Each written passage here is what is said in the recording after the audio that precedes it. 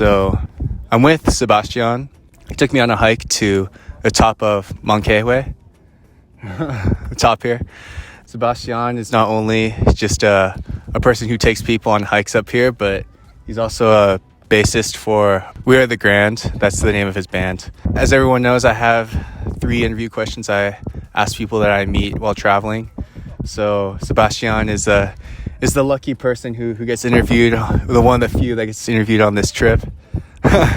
And the 3 questions that I have for him, it's all going to be in English, because Sebastian he's not just bilingual in English and Spanish, but I think he's polylingual or a polyglot. Cool. Okay, so the first question, for someone coming to Chile, what is a piece of advice that you'd give them?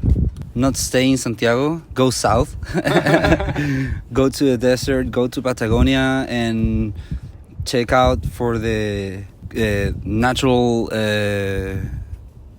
places, like go visit natural places, natural parks, natural resources, because Chile is very I think one of the biggest or the best things that Chile has to offer is its nature. Like you have the mountains like right here, and like a couple of minutes away you have the sea, the ocean.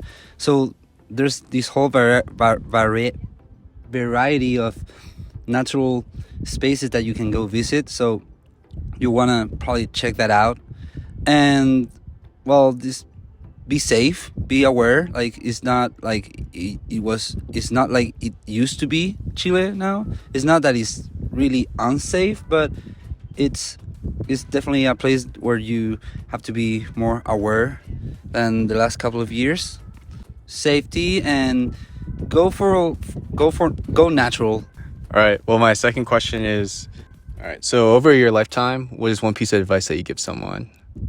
Or my lifetime? Yeah. A piece of well, that's a tough one.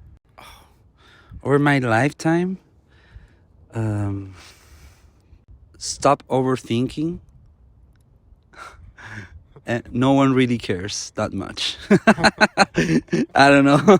So do you have a story? Do you have a story? Because it sounds like you're like laughing, so I'm assuming it's coming from a very personal. Yeah, maybe. I don't know. Like I always say, like, what I guess what I'm trying to say is that life is hard enough, maybe sometimes. But it's also beautiful. Sometimes our worst enemy is ourselves.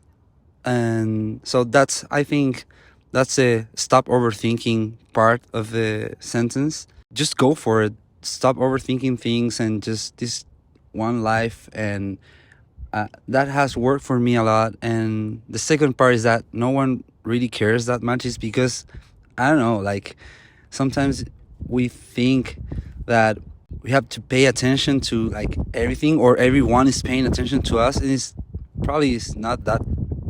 not like that maybe at all. It's like, just think for yourself, do whatever you want to do, don't think that much, just go for it. And yeah, I think that's one piece of advice, is like a realistic one. A realistic piece of advice. Okay. Not this like ultra positive like advice, like go. No, it's like, stop overthinking, and people just don't care that much. Like I was always thinking more from a third person perspective than my own, for like what's gonna people think about me, or what's gonna people what people expect from me.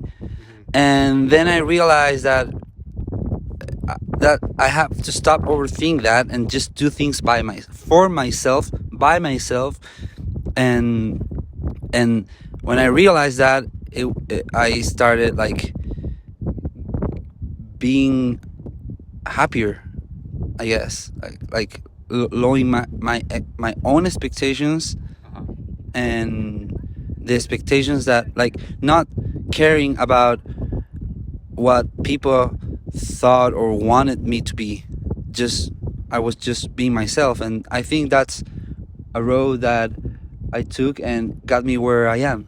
So I guess just a little follow-up is, well, how did you come to that realization? I don't know. Like I've always done.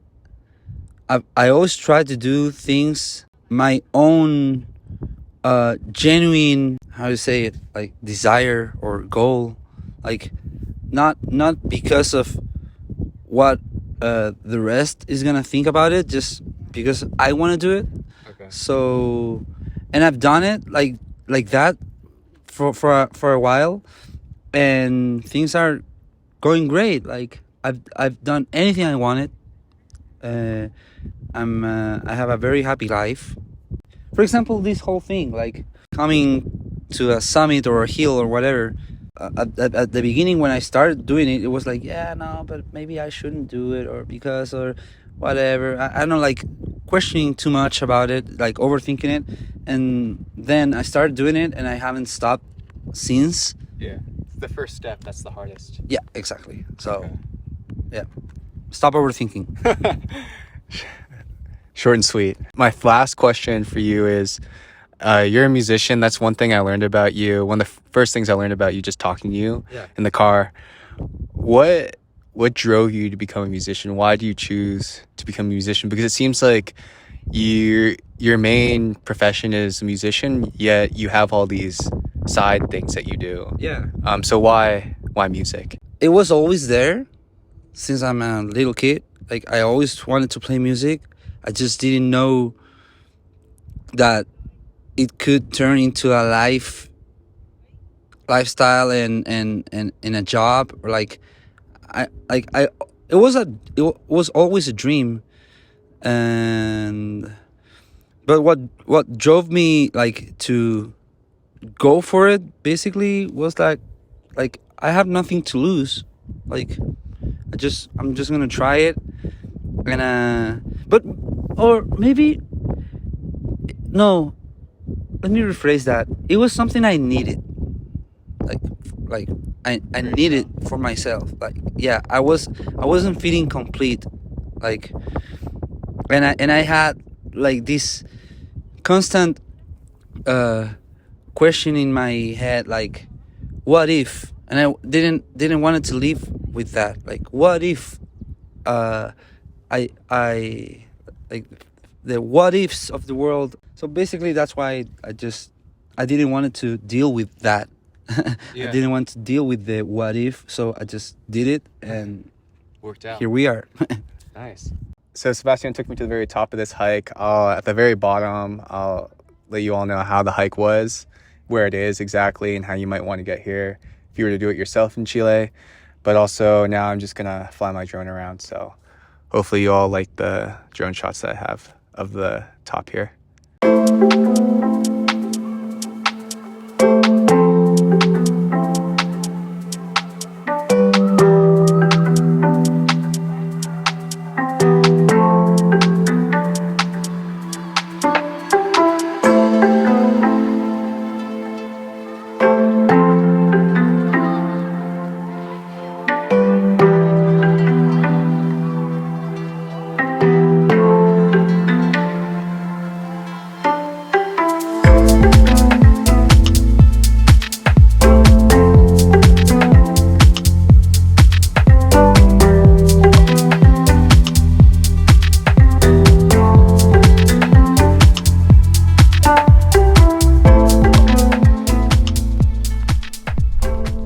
So we got to the very bottom of the hike, El Cerro Manquehue. Yeah. So I have my nice and knowledgeable tour guide Sebastian here. He's gonna just give a little explanation about the hike, just a little summary of how it was. So yeah, well, we did Cerro Manquehue, which is Manquehue Hill. Manquehue, it's a native language in Chile, which is a place of condors, but we didn't see a condor today. So, because they're like, it's way too warm for them now. And yeah, so well, we did the hike. It was very mellow. It's a very mellow. It's not that steep. It's not that steep of a hike. It took us like an hour to get up there. Yeah. And then, what's the elevation gain? well, it's 1,300 meters above sea level, which is, I don't know how many, like 4,000 feet. Yeah, Okay. 4,000 feet. So it's a good exercise. Going up, good for your heart. Going down, good for your muscles. So anyone coming here, what would you recommend? Bring your water, like dress for the occasion. Dress. Don't like, yeah. and yeah, like it's totally doable for anybody. Just water and Snacks. snacks. Go for it. Like, don't think about, oh, is that where we're going? just have to go. If you're ever coming up here, maybe rent a car or something, because it'll be a lot easier to get here rather than just Uber or bus. Because you said you have to. Yeah, you won't. I mean, you could find an Uber. You could, but you won't find one for the way back. So, yeah, you probably wanna. I don't know. Yeah, or maybe take an Uber and then hitchhike the way down. Yeah. Well, so that was the hike that I did this morning. But yeah, I'm not entirely sure. I'm probably just gonna keep on walking around Santiago, maybe see other neighborhoods here. But yeah, on to the next thing of my day. All right, it was nice meeting you. It was really nice to meet you, Nolan. Yeah, Sebastian. Yeah. All right. Feel free to ask anything, and I wish the best of luck for the rest of your trip. Thank you so much. Thanks for the hike. So, is that filming? It's filming. Do you have anything to say? Last things to say? Godspeed and thank you. And leave a review. Yeah, well, all right, see ya, man. All right, bye.